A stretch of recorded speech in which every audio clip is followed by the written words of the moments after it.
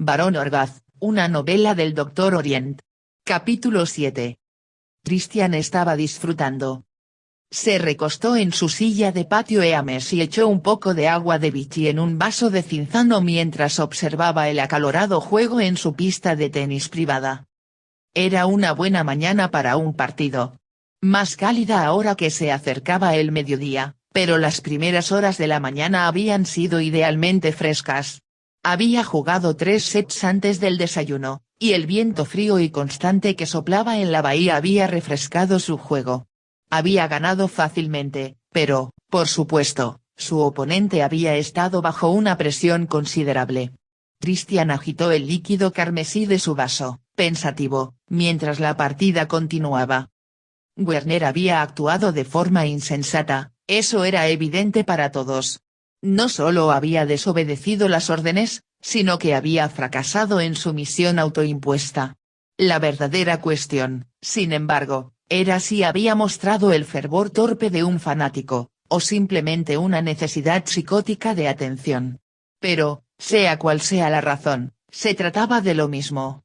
El intento de eliminar a Orient les había expuesto a un riesgo innecesario y no podía ser tolerado. Especialmente ahora, cuando estaban tan cerca de la hora divina. Sin duda, el chico era joven, y robar el cuerpo de la funeraria podía haberle excitado. Aún así, su reacción era inquietante, dados sus antecedentes. Werner había sido entrenado desde su nacimiento para seguir órdenes implícitamente. Christian miró los fragmentos de hielo que flotaban en su vaso y se preguntó, ¿era un gesto simbólico y muy estúpido de lealtad, o un signo de debilidad dentro de la Trinidad? Las posibilidades de la respuesta se evaporaron cuando el juego de Werner explotó. Moviéndose a través de la pista como un guepardo hambriento, el joven larguirucho lanzó un revés a la esquina más lejana, y luego impulsó el medio globo de Henry a la esquina opuesta para conseguir un punto de partido. La cara del chico estaba en blanco mientras saltaba la red y abrazaba a su hermano. «Bien hecho», gritó Christian, levantando su copa. Una sonrisa de alivio cruzó el rostro sudoroso de Werner. «Gracias, señor», consiguió entre profundas respiraciones. Se quitó la camisa y se frotó el pecho lampiño y musculoso con una toalla. Henry cogió otra toalla y frotó la espalda de Werner.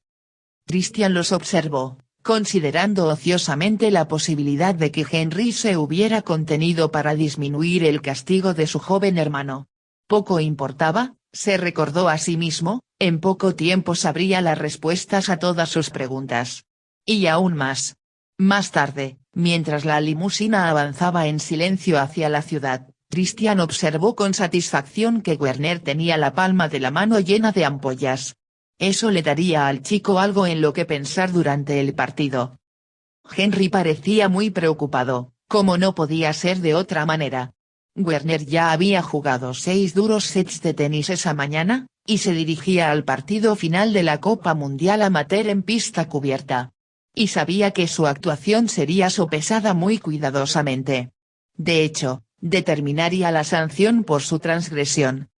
Christian incluso permitió que Henry convirtiera la espaciosa zona trasera del Mercedes personalizado en un puesto de primeros auxilios, con sus linimentos malolientes y su esparadrapo desordenado, pero cuando llegaron al Garden, le dijo a Henry que le acompañara arriba, dejando a Werner solo para afrontar el desafío.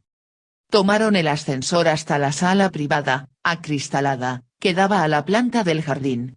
Los televisores en color y las luces indirectas estaban encendidos, la mesa del buffet y la barra estaban preparadas para dispensar sus recompensas cuidadosamente seleccionadas, y un teléfono, papel de escribir, cigarrillos, prismáticos y un cubo de champán estaban junto a la silla especial de cuero negro de la ventana.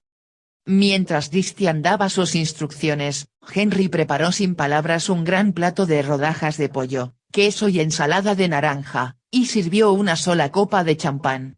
Colocó el plato y la copa en la alta mesa de ébano junto al sillón de barbero, antes de servirse un refresco. Antes de que Christian terminara el champán, los invitados empezaron a entrar en tropel.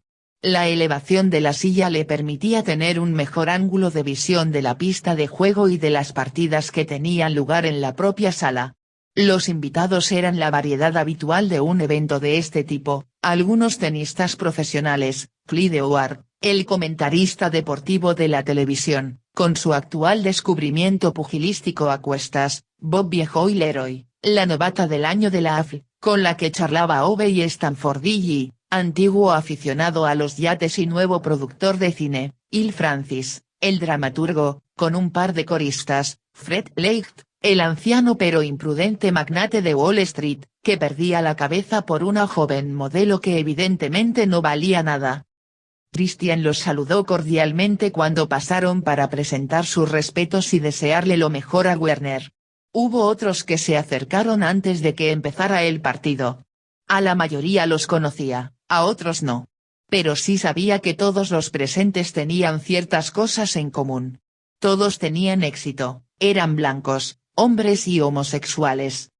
Mientras sus invitados se divertían, Christian dirigía los negocios como de costumbre. Fred Leicht mencionó una fusión y él llamó inmediatamente a su agente, luego el agente de Hill se presentó con una propuesta interesante y Christian le extendió un cheque.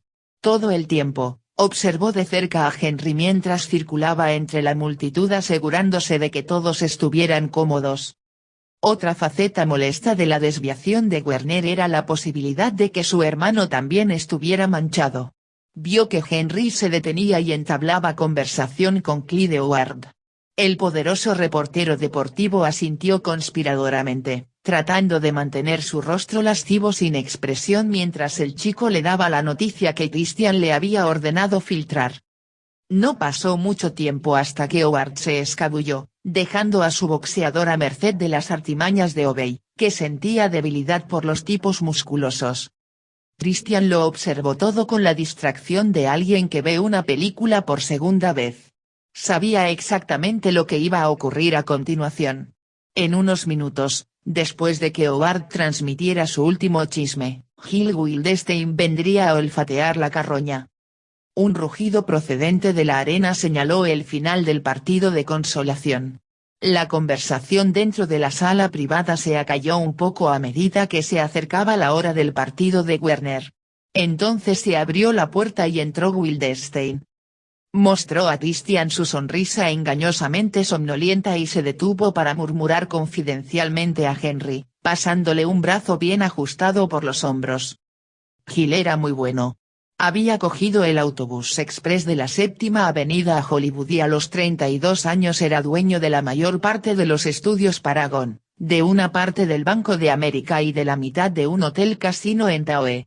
Se hablaba de intereses suizos y se rumoreaba que había enormes depósitos de oro en Beirut, que se obtenían por suministrar armas especiales tanto a El Fatah como a Israel. Incluso hubo susurros de un asunto potencialmente turbio que fue aplastado por el conveniente suicidio de un conocido actor de cine. En definitiva, un joven interesante. Una experiencia rara y refrescante en un mundo de ovejas. Sin embargo, como todos los judíos, la inteligencia de Wildestein tenía un defecto evidente. Su incontrolable pasión por Werner. Cuando los jugadores entraron en la pista, Christian cogió sus prismáticos y enfocó las potentes lentes hacia Werner. El chico caminaba lentamente, con la cabeza agacha, ignorando los vítores y las imploraciones de autógrafos del público. ¿Crees que puede soportar al africano? Christian siguió observando a través de las gafas. Es difícil de decir, Gil. Ya sabes cómo son estos chicos jóvenes. El primer gran torneo, la televisión, la prensa. Puedo pasar cualquier cosa. ¿No crees que vaya a ganar, entonces? Christian bajó las gafas. Por eso estamos aquí, ¿no? Para averiguarlo.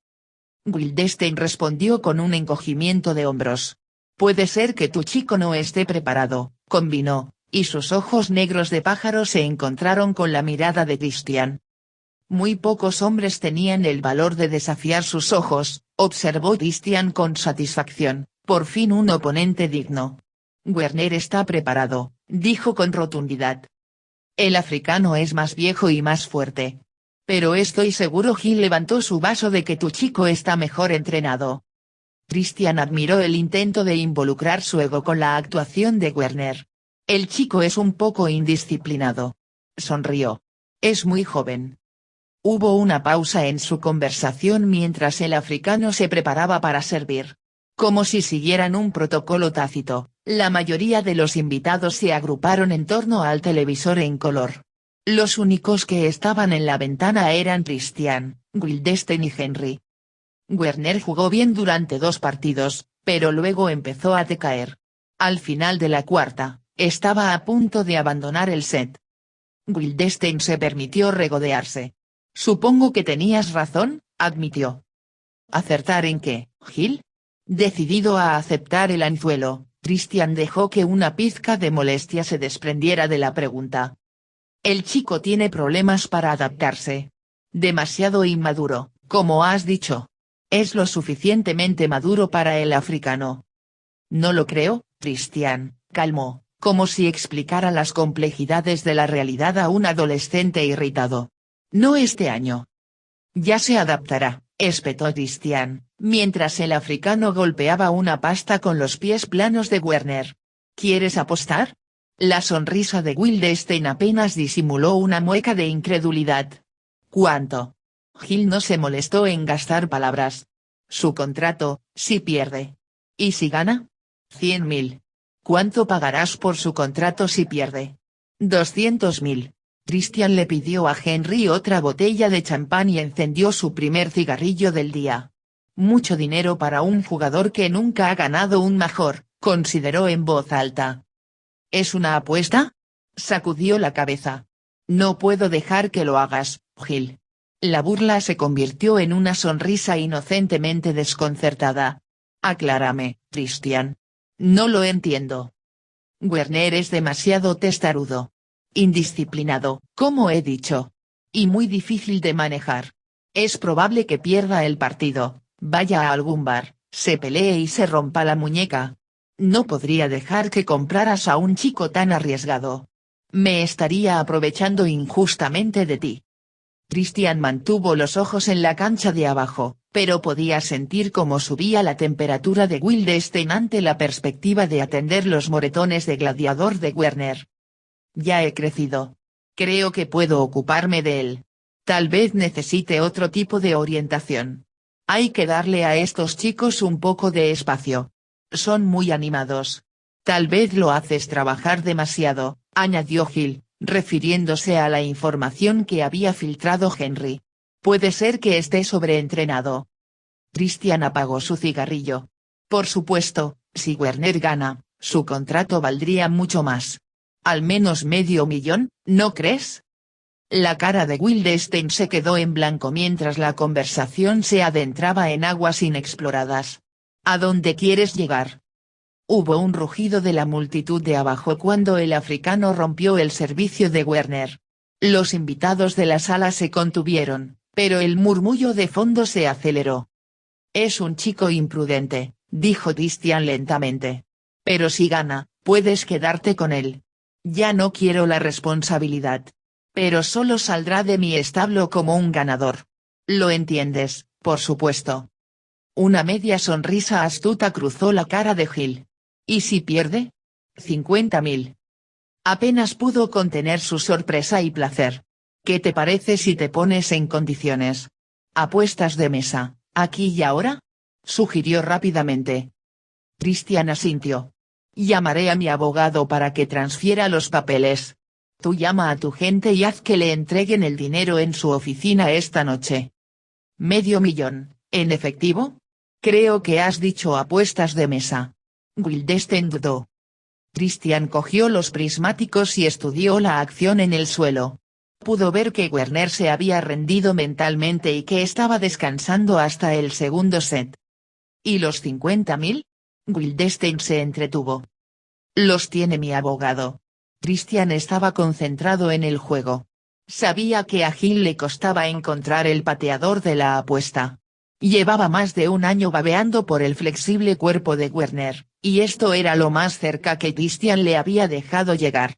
En este momento, Estaba repasando la ecuación en su hiperactivo cerebro informático y no le salían más que beneficios. Si perdía, era dueño de Werner, y si ganaba, ganaba 50.000. Por desgracia, el primitivo modelo de Hill estaba programado para calcular el oro en lugar de la energía, y alimentado por sus testículos. Lo que no podía saber era que la apuesta era simplemente una forma de seguro. Una forma de proteger una inversión. Wildenstein sentía que tenía la ventaja. Había oído hablar del ejercicio extra de la mañana antes del partido, y de la palma de la mano ampollada de Werner. Henry se había encargado de eso. Lo más probable es que Hill hiciera que uno de sus empleados validara la información. Entonces, ¿cómo podía perder? Werner empujó un golpe de derecha afortunado que superó al africano, provocando un inmerecido murmullo de los invitados alrededor de la pantalla de televisión. Wildenstein se decidió. Muy bien, el dinero estará ahí. Christian introdujo una tarjeta de marcación rápida en su teléfono. Después de dar instrucciones a su abogado, le entregó el auricular a Wildenstein. Hill lo cogió y se colocó al otro lado de la mesa, haciendo una elaborada demostración de ocultar el número al que llamaba. A Christian le resultó divertido y decepcionante a la vez. Esperaba que hubiera más coincidencia. Alguna contrapropuesta interesante, o incluso una amenaza directa. Había sido demasiado optimista. Wildenstein no era una especie rara, después de todo. Solo un carnero entre las ovejas. El africano estuvo a punto de vencerse a sí mismo con algunos errores torpes, pero finalmente fue su set. El africano es estúpido, comentó Christian entre un bostezo casualmente reprimido. Werner parece cansado.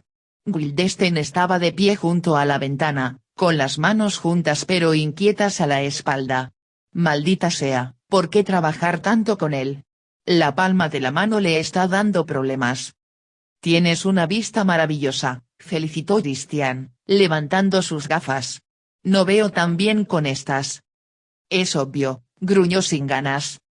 Werner salió mentalmente preparado para el segundo set. Sirvió 2 aces consecutivos y se llevó el primer juego. Rompió el servicio del africano en el segundo, y abrió el tercero con otro potente ace. Los invitados a la sala empezaron a vitorear cada punto. Wildenstein permaneció en silencio junto a la ventana, acariciando su inmenso anillo de esmeralda en el dedo meñique. Christian observó que su perfil de gaviota parecía tranquilo.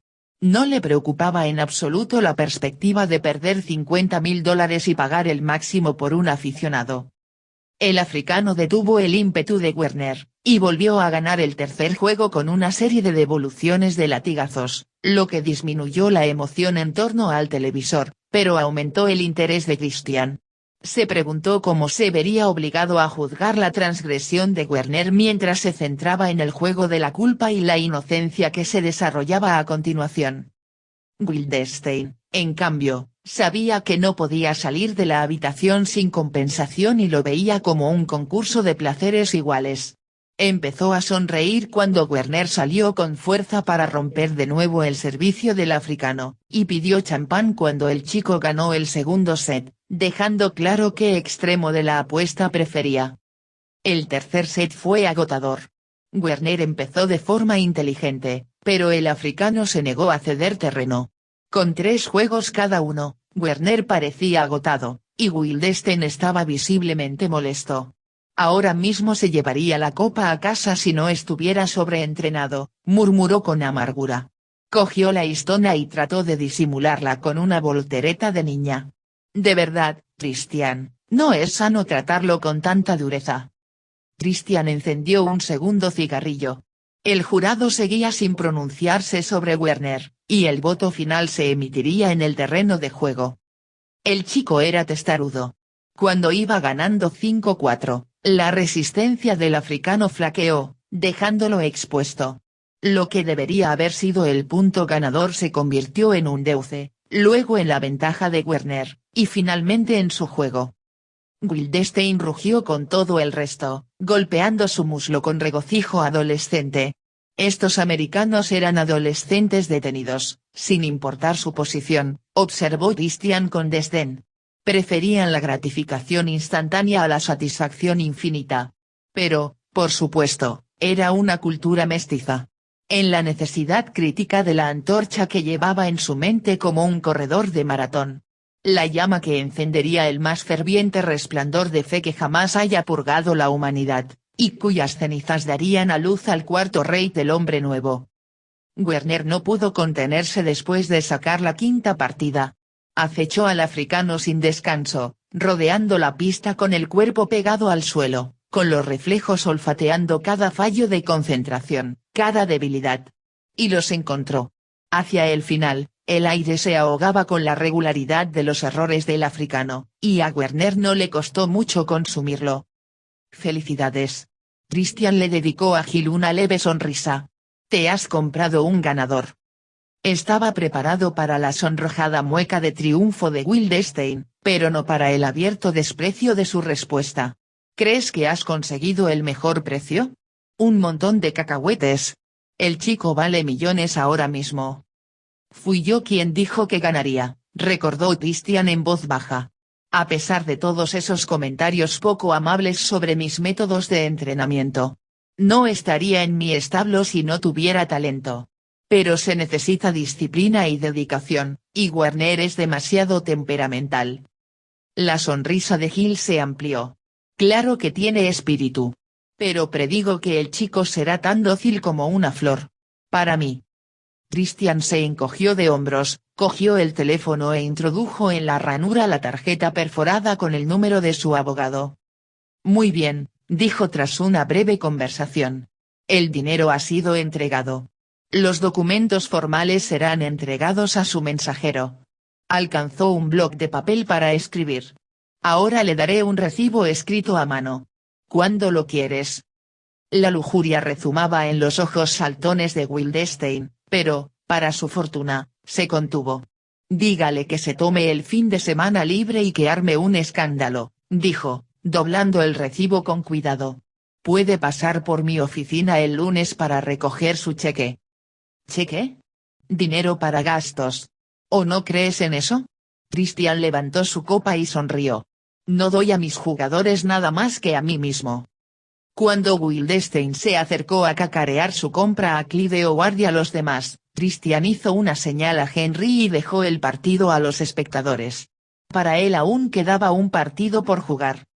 Le dio a Henry sus instrucciones en el ascensor, observando atentamente cómo los ojos del chico registraban sorpresa, confusión, miedo y luego nada, las emociones chocando como vagones de tren que pasan por una estación vacía. Sin embargo, sus rasgos permanecieron impasibles durante toda la sesión informativa y, cuando llegaron a la planta de la calle, Christian aún tenía una duda. En lugar de tranquilizarse, dejó que la duda permaneciera. Su existencia le abrió el apetito más que cualquier droga que hubiera probado hasta entonces. Werner estuvo sometido durante el trayecto a casa. Se desplomó en una esquina del coche, con los ojos semicerrados y la cabeza apoyada en el hombro de su hermano mientras esperaba la reacción de Christian. Le dejó esperar. Cuando llegaron, Christian se retiró a sus aposentos sin hacer ningún comentario ni dar señales de su decisión. Tras una larga ducha, meditó sobre lo que debía hacer en las próximas horas y meses. Toda su vida se había preparado para este nivel. Era el elemento integrante del ritual que había comenzado incluso antes del final de la Segunda Guerra Mundial. En 1944 ya estaba en Sudamérica, siendo educado por la fuerza intelectual más poderosa del Reich von Aushoff, el hombre que fundó la célula mística original de las SS y cuyas teorías formaron la piedra angular de la filosofía nazi. Von Aushoff le había preparado personalmente para ser sumo sacerdote del Cuarto Reich y le había hecho una promesa sagrada. Esta noche sabría si la promesa podría cumplirse. Cuando tuvo la mente despejada, Christian se dirigió al armario para elegir una túnica. Se colocó frente al espejo, con una de rizo negro y otra de santún carmesí que le cubría los brazos ondulados. Ambos colores le sentaban bien a su impecable piel blanca, pero decidió que la seda roja se adaptaba al carácter festivo de la velada. Antes de ponerse la túnica, Observó el extraordinario desarrollo muscular de su torso de alabastro. El hombre nuevo era un espécimen perfecto, observó con profundo orgullo, sano de mente, cuerpo y alma. Un recipiente perfecto para ser realizado por la Trinidad. Después de vestirse, fue al teléfono, marcó a Werner y le pidió que le llevara una botella fría de Dom Perignon a sus habitaciones. El chico aún no estaba seguro cuando llegó con el vino. Christian pensó que era el momento de tranquilizarlo. Se merecía una recompensa por su voluntad de aguantar y demostrar su lealtad. Y, por supuesto, por ganarse una cuota de semental tan atractiva. Acompáñame, le dijo suavemente. Puedes beber de mi vaso. La sonrisa de Werner era tentativa cuando se sentó a su lado en el sofá. Christian llenó su vaso. Por tu victoria, le felicitó. Bebió, rellenó el vaso y se lo pasó a Werner. La pausa antes de que el chico respondiera fue lo suficientemente larga como para resultar encantadora. El hombre nuevo. Sus amplios ojos azules eran heladamente fervientes cuando devolvió el brindis, y brillaban cálidos después de beber el vino. Christian se inclinó más cerca. Se han hecho planes para ti. Te has convertido en una propiedad valiosa. Werner se apartó un mechón de pelo de seda de la frente. Si eso complace a la Trinidad, entonces estoy orgulloso. Hacía mucho tiempo que no hablábamos así en privado, reflexionó Christian, frotando el hombro del muchacho. Quizá mi trabajo nos mantiene demasiado alejados. Pero pronto se cumplirá nuestra misión maestra, y todo el tiempo será nuestro. Puedo ser paciente, señor, suspiró Werner, insertando disimuladamente un familiar énfasis sexual en el título de respeto. Christian le masajeó el cuello. Debes estar muy cansado, susurró, desabrochando la camisa de Werner y acariciando el suave pecho del chico. No estoy muy cansado. Señor. Muy bien, entonces Christian dejó caer su bata y tiró suavemente de Werner hacia él. Tienes tus órdenes. ¿No? Después, mientras el chico dormitaba contra su pecho como un gato dorado, Christian contempló las incertidumbres de las próximas horas. Era el momento de ejercer tensión sobre las variables de la ecuación cósmica de Von-Haushoff. Movió con ternura la cabeza de Werner de su hombro a una almohada cercana, se sentó y alcanzó el teléfono. En unos momentos Henry llamó a la puerta y entró con una bandeja. Christian le dio un codazo a Werner para que se despertara. Tu hermano está aquí para celebrar tu ascenso, susurró. Y tu nueva misión. El chico se frotó los ojos y sonrió ampliamente. Debe ser algo especial, dijo, y luego esperó a que Christian anunciara los detalles. Primero, beberemos un verdadero brindisario. Con aquavit. Christian observó cómo Henry servía a Werner, luego tomó un vaso de la bandeja y se lo entregó. Se tomó su tiempo, saboreando la tensión. Era un poco como la ruleta rusa. Quizá Henry había decidido que la sangre era más espesa que la obediencia. El chico había estado a su servicio desde su nacimiento, pero solo ahora sabría si había moldeado la voluntad de Enrique o destruido la Trinidad. A la Trinidad de la Cruz Rota. Ambos jóvenes se pusieron rígidos ante la mención del nombre prohibido. Christian vació su vaso de un solo trago y esperó. Tras un latido de duda, ellos hicieron lo mismo. Bien hecho. Sonrió. ¿No nos vas a hablar de ese algo especial? Inquirió Werner, envalentonado por un segundo trago y el recuerdo aún cálido de su intimidad. Por supuesto. Christian comenzó alegremente. No tuvo oportunidad de completar su explicación. Werner se agarró el vientre y se tiró al suelo. Balanceó su cuerpo, con las rodillas pegadas al pecho, la boca abriéndose y cerrándose lentamente. Luego se puso de lado y miró a Christian con ojos llenos de reproche y confusión, como los de un niño engañado. ¿Por qué?, consiguió exprimir antes de que la parálisis se tragara sus pulmones. Christian se arrodilló a su lado. Porque has ganado, dijo con suavidad. Un hombre cargado de culpa no podría haberlo hecho. No después de estar tan agotado. Pero tú no estabas tan agobiado, ¿verdad? Solo querías ganar. Por ti mismo. Para probarte a ti mismo. Pero en lugar de eso, demostraste que tu ambición es más fuerte que tu cuerpo. Demasiado fuerte para una vida de dedicación desinteresada a la Trinidad. Más tarde, Henry se aproximó a 3 minutos planos, pero su implicación emocional sesgó su precisión. Christian, por suerte, no tenía esos delirios y se acordó de consultar su reloj. Pasaron exactamente 147 segundos antes de que el disolvente nervioso terminara su trabajo. Se preguntó si debía refrescar el adoctrinamiento de Henry. Solo un vestigio primitivo de sentimiento podría haberle impedido registrar científicamente el tiempo preciso que tardó su hermano en morir. Aún así, su lealtad había sido un factor clave, observó Christian con satisfacción, mientras vestía el cuerpo de Werner. El muchacho había obedecido las órdenes y ejecutado al hereje. Hubiera preferido pagar los 50.000, por supuesto, pero Wildstein había estado más que dispuesto a sufragar el elevado precio del destino de Werner. Aunque la célula estaba disminuida, el acto de Henry había reforzado el vínculo. Suspiró y estudió el rostro pálido y tranquilo de Werner. Incluso la muerte era un castigo más amable que ser propiedad de un judío. Cuando estuvo listo, llevaron a Werner al garaje y lo apoyaron en el asiento del copiloto de su propio Maserati. Que se vea bien, le recordó Christian. Tendrás que volver andando. Confío en que hayas encontrado una buena ubicación. Ideal. Henry se puso al volante del coche y cerró la puerta. Hay algo de vino y un quinto de bourbon en la parte trasera. Junto con una pequeña bomba de fuego. No habrá ningún problema con la autopsia. Se lo aseguro. Señor. Christian sonrió ante la muestra de afecto. Vuelve mucho antes de medianoche, dijo en voz baja. Quiero que te prepares con mucho cuidado para el ritual de esta noche. Y para después. Exactamente a las 7 de la tarde, cuando Christian se postró ante la calavera, sosteniendo la espada de hierro de Chambaya en su mano izquierda y el ábaco de oro de Agarty en la derecha, sintió una nueva corriente de energía que pulsaba entre sus brazos extendidos.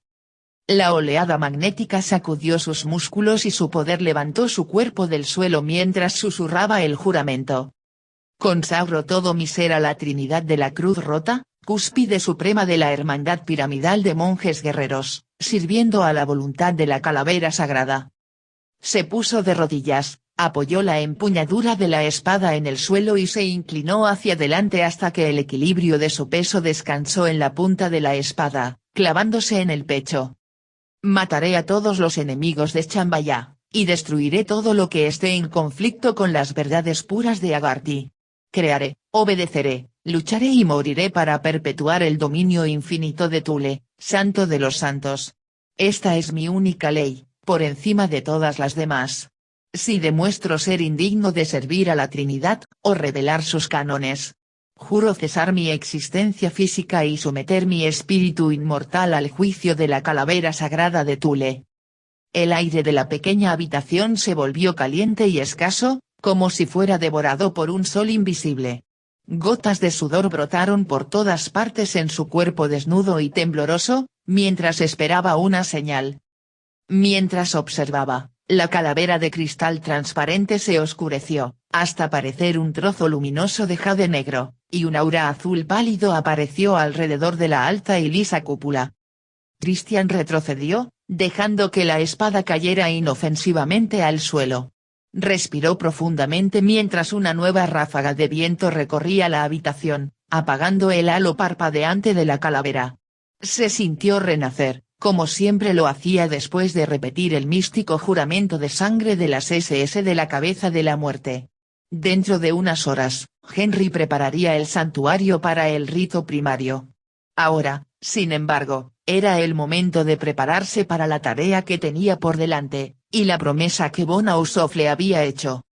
Volvió a colocar la espada en la vaina de plata y guardó el ábaco en su bolsa de piel humana antes de salir de la habitación. Le divertía estar aquí, en la tierra del conquistador, se regodeó Christian, mientras caminaba por el estrecho pasillo que conectaba la sala del templo subterráneo con su dormitorio. Era apropiado que la chispa que envolvería al mundo entero en una llama purificadora se produjera en América, tierra de los bolcheviques mestizos. Pronto comprenderían que su cacareada tecnología no podría protegerlos del ardiente apocalipsis del hombre nuevo. Los estúpidos bárbaros no cuestionaron ni una sola vez las supuestas atrocidades de los derrotados grandes maestros del nacionalsocialismo. Los sabios simios de Nuremberg estaban más interesados en exigir su libra de carne que en examinar los motivos de 3 millones de sacrificios humanos. Incluso al coronel de las SS Wolfram Sievers se le permitió decir sus oraciones de muerte y realizar la invocación a Shambhala antes de ir a la horca. A Eilser se le permitió asistirle.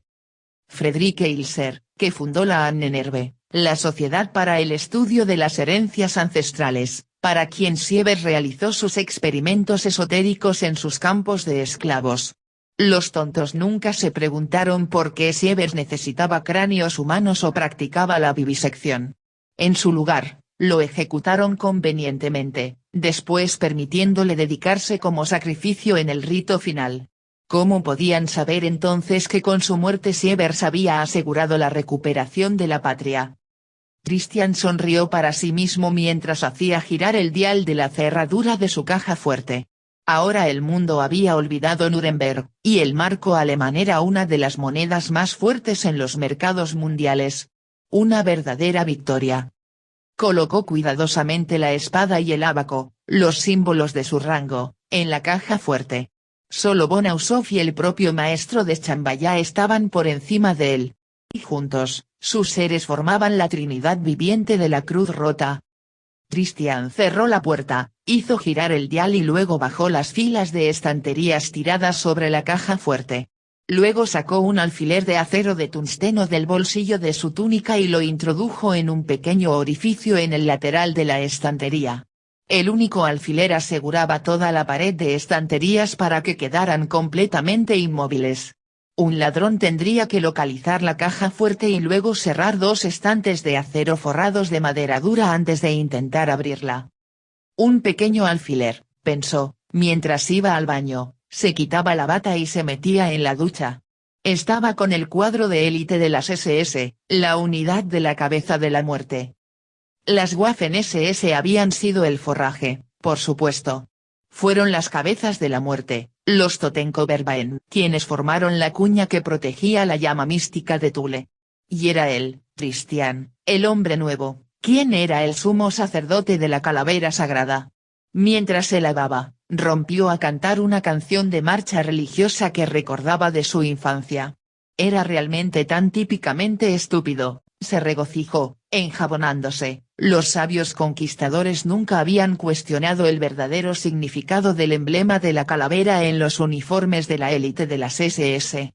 En su inocencia primitiva asumieron que significaba cuidado. Después de limpiarse a fondo, se aceitó y perfumó el cuerpo de acuerdo con los requisitos del rito que iba a realizar. A continuación, retiró la gruesa alfombra negra, dejando al descubierto una extensión de mármol blanco. Con un trozo de carbón, un cordel y una escuadra T, dibujó un gran círculo, luego inscribió un círculo más pequeño en su interior y marcó un triángulo perfecto en la circunferencia del círculo más pequeño. En el anillo exterior formado por los 2 círculos, escribió minuciosamente las palabras de poder, Seraph, Fur, La, Tarsis, Taliat, Cherb, Ar, y la gran clave que no se puede pronunciar, Ib. Cuando el pentáculo estuvo completo, dejó a un lado sus herramientas y contempló su obra. Era el primer pentáculo del Sol, más antiguo que los libros de Salomón, a quien se le atribuía comúnmente. El signo de poder era uno de los pocos vestigios de la primera edad, cuando 4 lunas rodeaban la humeante tierra y los hombres eran dioses.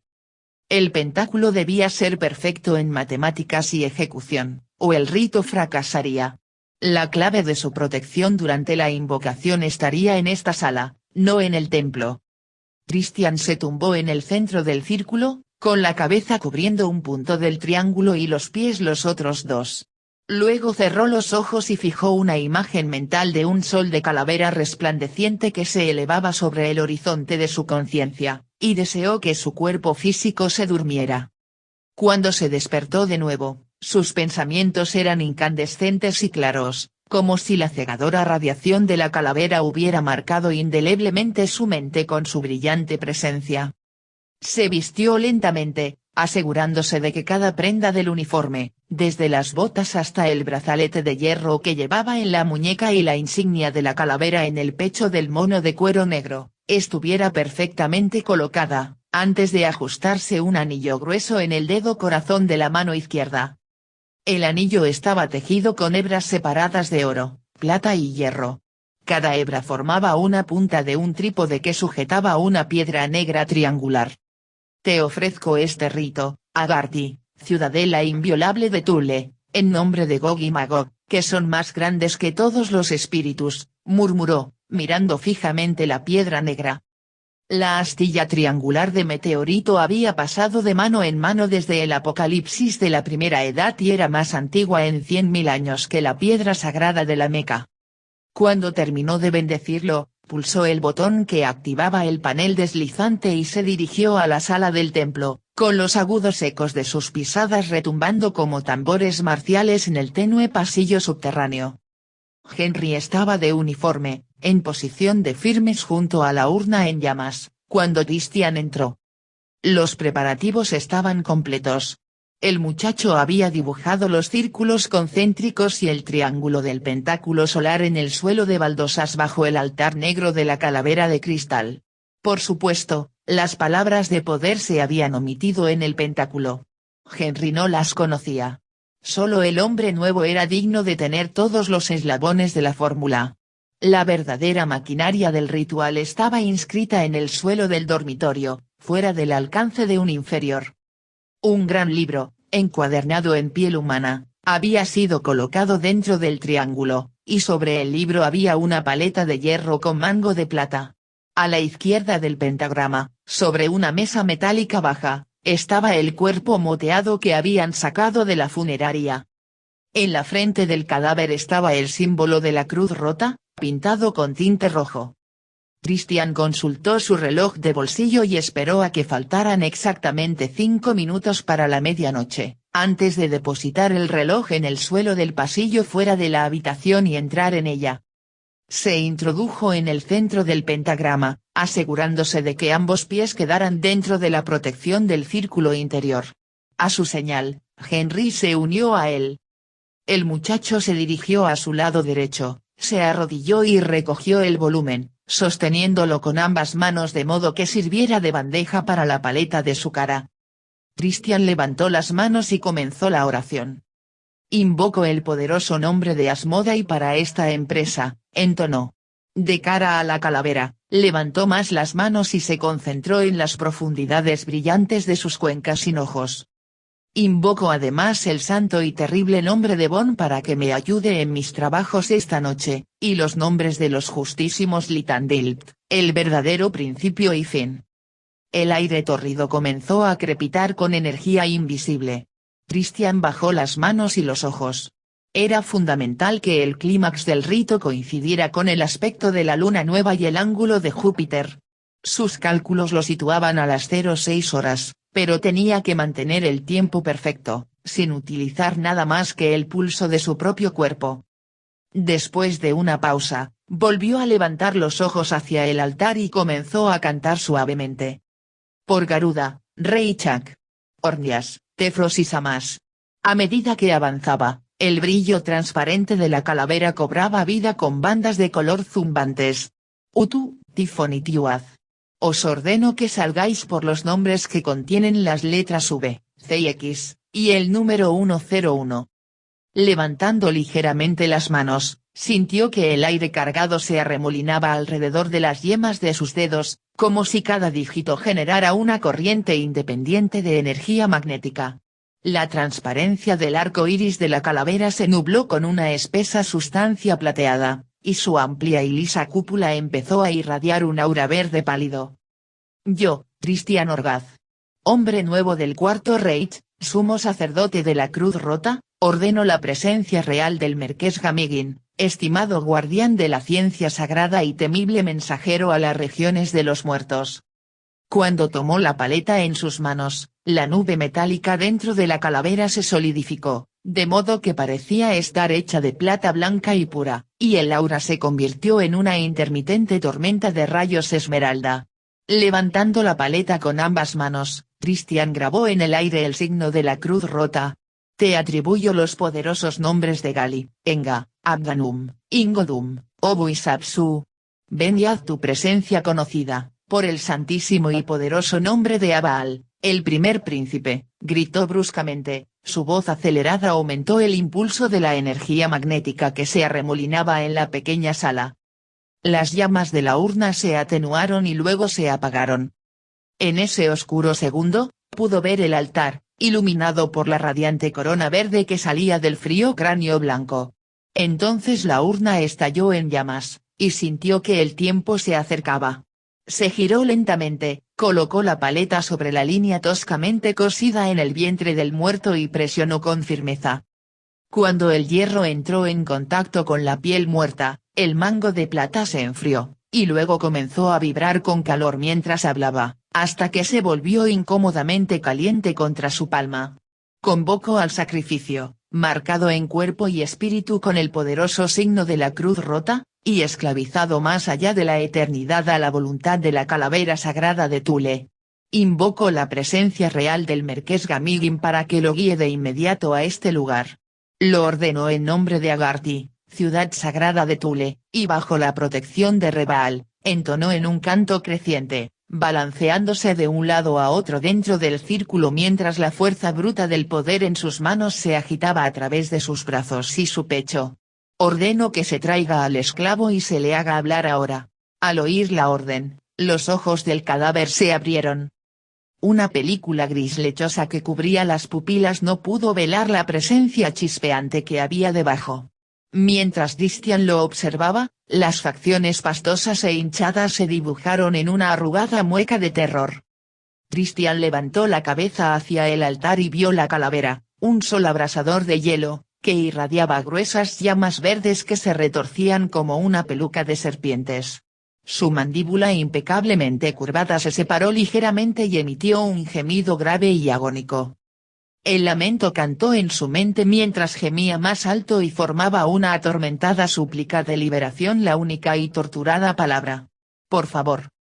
La canción saturó el cuerpo agitado de Christian con armónicos triunfantes de poder desatado, inundando los latidos de su corazón y rodando por su pecho en interminables olas de risa.